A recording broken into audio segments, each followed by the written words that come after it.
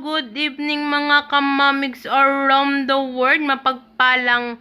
Mapagpalang gabi po sa inyong lahat. Ayan, mega loud shout out to all Molino family and to Serrero family. So ngayon guys, ipapakita ko sa inyo at ikukwento ko sa inyo yung nakachat ko na scammer daw. Yun, gumagamit ng fake account gamit ang pangalan ni Bunso Toto. So, ngayon guys, ang ginawa ko, in-add ko siya. Tinry kong i-add, tinry kong kausapin, nag-try din ako, nagpanggap din ako na kungari o order ako ng Glemo. Hinuli-huli ko siya guys. At ang tanong, nakipagkonsyaba din ako sa kaibigan ko na dalawa kami mag-chat. Ang ano nito, ang matindi nito guys, magkaiba ng binigay niya sa akin. Sa akin kasi GCash. Pinipilit niya akong mag-send sa GCash. Paano ako mag-send sa GCash na wala naman pong pangalan? Wala pong pangalan yung ibinigay niya sa aking GCash. May binigay po siya sa aking GCash pero nakalagay po is not fully verify. So, hindi po lalabas yung pangalan. Ngayon, tinasabi niya sa akin, isend ko na lamang daw po dahil makikita naman daw po at papasok naman daw po yun sa account ng kanyang tito. Dedirekta daw po yun sa Union Bank ng kanyang tito na si Bunso Migs Molino. Sinabi ko naman sa kanya, paano magdirekta yon? Paano yun? Mamaya magkamali ako ng send. Tapos wala naman pangalan. So, sayang. So, ang sabi ko sa kanya, mag-try na lang ako na mag-remittance na lang kami kahit Palawan or GCash. Cebuana. Ayaw niya. Sabi ko, paano yan? 5K na lang yung laman ng GCash ko. Sabi kong gano'n. Sabi kong gano'n sa kanya, 5K na lamang po yung GCash ko. Ang sabi niya sa akin ganito, isend ko na lamang daw po yung 5K na hawak ko para down payment para ma-reserve sa akin yung isang box. O, diba? Ganon siya katindi. Ang sistema nito, yung sa akin is iba, walang pangalan, yung sa kaibigan ko, match na match sa hawak ni Papa Bear. Si Papa Bear, di ba kilala niyo naman si Papa Bear, isa din siyang Mamix Defender. May isang OFW na lumapit doon na humingi na nagsabi na na-scam siya ng tao na to. Match na match po sa ID na nakapost kay Papa Bear yung pangalan na binigay niya sa kaibigan ko. Magkaiba lang ng address. Ang address ay in-address sa Batangas. Pero kahit sa Batangas niya naman yung in-address, makukuha niya yon kahit nasaan siya. Basta tama yung pangalan na ibinigay. Nakakagulat lang talaga at nakakagigil na gagawin niya yung lahat. Makapamera lang siya. Makapag-scam lang siya. So mamaya-maya, papanoorin nyo, ipapakita ko sa inyo yung conversation namin dalawa at yung combo din nila ng kaibigan ko na katunayan na iyon yung sinend niya na pangalan na nagka-match kay Papa Bear. So, nakakainis lang no, nakakagigil lang talaga. Tapos, pagka DJ Energetic account, yung gamit ko, ayaw niya akong i-accept. So, ang ginawa ko, nanghiram ako ng account sa mama ko. Ginamit ko yung account ng mama ko, wala pang 30 minutes, in-accept niya ako. Nagka-chat kami. Ayan, makikita nyo yung conversation namin mga kamamigs. Ipapakita ko po sa inyo na katunayan na ako po talaga yung mismong kausap niya. Ang masaklap, may ginamit siyang mukha doon na dating profile pics niya. May ginamit siyang ibang mukha. Ginamit niya yung ibang mukha, kawawa naman yung mukha na yon. Kasi yung mukha na yon hindi nag-match doon sa ID na hawak ni Papa Bear. Ang layo. Yung dati niya naging profile pics ay bata pa. Nasa teenager pa yung ginamit niyang mukha. Pero ipapakita ko rin po sa inyo dahil talagang in-stock ko po talaga yung account na yon. So mga kamamigs, panoorin nyo. May ipe-play ko, titigan nyo pong mabuti yung conversation naming dalawa. So ayan mga kamamigs, panoorin nyo.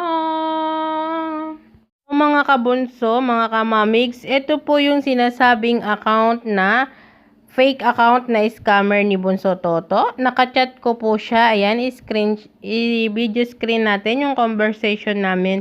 Nagpanggap po ako na ako daw po ay kunwari magbibigay ng gift kay Bunso at gusto ko din mag-order ng Glemo. Ayan, makikita nyo po yung conversation namin. Makikita nyo po yan. So, ayan po yung mga conversation namin. Nagtanong pa ako ng GCash. Ayan. Wala kasi itong messenger kasi account to ng mama ko. Nakihiram lang ako. Kasi sabi ko nga po sa inyo, wala po akong dami account. So, nanghiram lang po ako sa mama ko. So, sabi ko, mag-order din ako ng Glemo kahit 1 box. So, ayan po. Ayan po yung conversation namin. Tapos, nagtanong ako sa kanya, paano magbayad ng payment? Mali pa spelling ko. GCash na lang siguro. So, sa GCash, ayan, nag-send naman po siya. So, yung sa GCash daw po nila is nag-limit na. Limit na daw po yung sa kanya. Ganon din daw po yung kay Fia. So, itry daw po sa isang GCash ni tito niya, Tito Mig. So, ayan.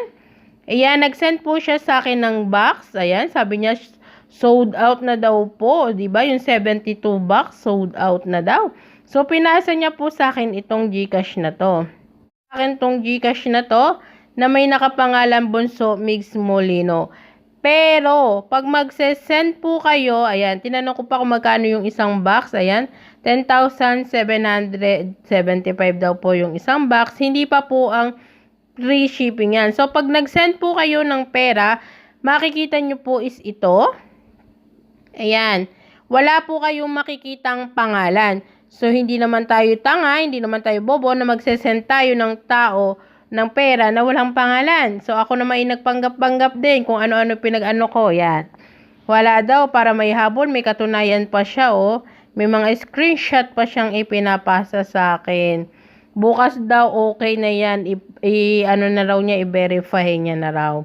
Kasi sabi ko, hindi ako mag-send ng walang pangalan, baka magkamali ako. Tapos, nagnakaw pa siya ng mga picture na nakita, alam naman natin nakapost to kung saan saang group. So, syempre, member siya.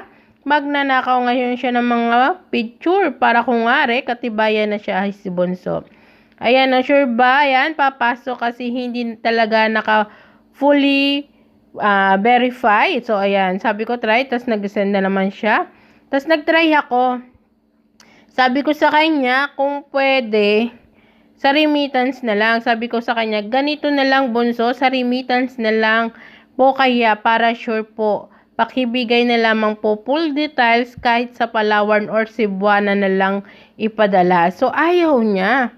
Sabi niya, ayan may GCash naman daw, Mastercard naman daw. So, ayan, ang sabi ko sa kanya, nagpanggap ako na wala na rin laman yung GCash ko, 5K na lang.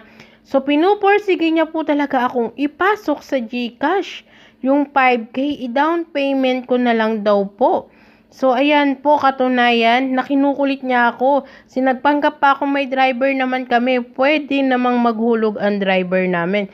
So, ngayon, puntahan natin yung kanyang account. Pag-check ko dito sa mismong account niya, may ibang muka. May iba siyang muka na ginagamit. Malamang ito ay ginamit niya. Dahil nakita ko rin yung post ni Papa Bear, hindi ganito yung muka sa ID na hawak ni Papa Bear. Di ba napanood nyo naman yung vlog ni Papa Bear? Hindi ito yung muka. So, kawawa naman yung muka na to, ginamit niya. Ginamit niya yung muka na to. 2 beses niyang ginawang profile pic. So, ayan makikita nyo. Ayan October saka September, ginawa niyang profile pics yung muka na to. Kawawa naman.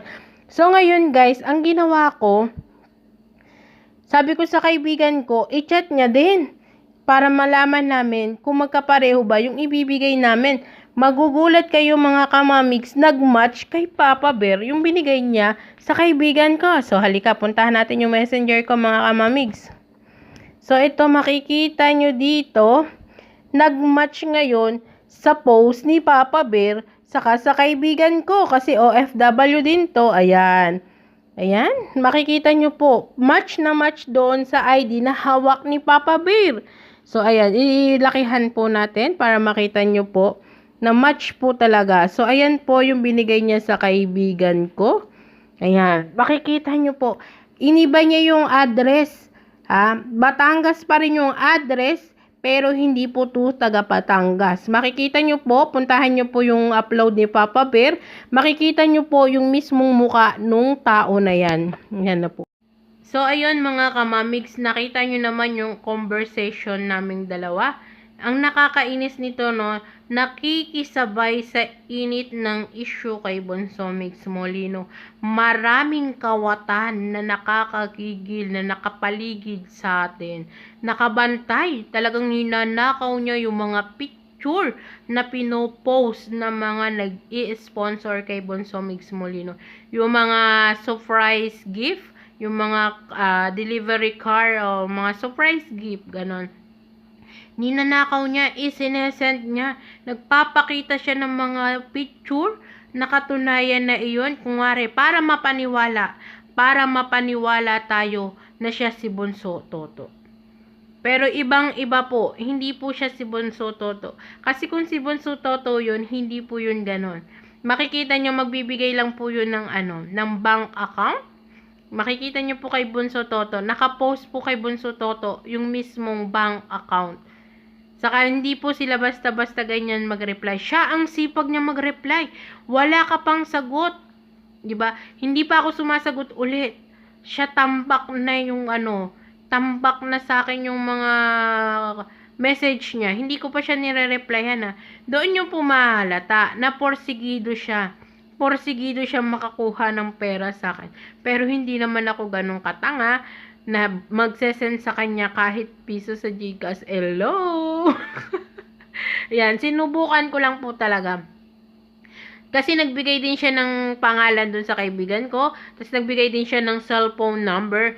Yung cellphone number na yun, tinry ko din sendan ng Gcash. Wala din po. Hindi din po makikita yung pangalan. Nakakainis, nakakagigil lamang po talaga.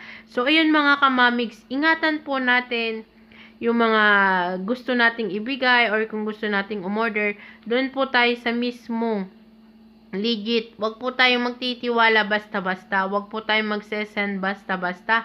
Ingatan po natin ang ating mga pera na yan. Hindi po masamang magbigay. Basta siguraduhin lang po natin na kay Bunso po talaga makakarating yung nais nating iparating para sa kanya. Hindi sa mga taong kawatan na hindi marunong lumaban ng patas. Nakakagigil, may mga taong gagawin ng lahat, mabuhay lang sila kahit sa maling paraan. 'Di ba? Buti nakakatulog sila, nakukonsensya sila mga ginagawa nilang hanap buhay. Yung pang-i-scam sa mga tao. Nakakagigil. Ang sarap nilang kalbuhin, ang sarap nilang pompyangin. Yun, nalaglag yung cellphone ko.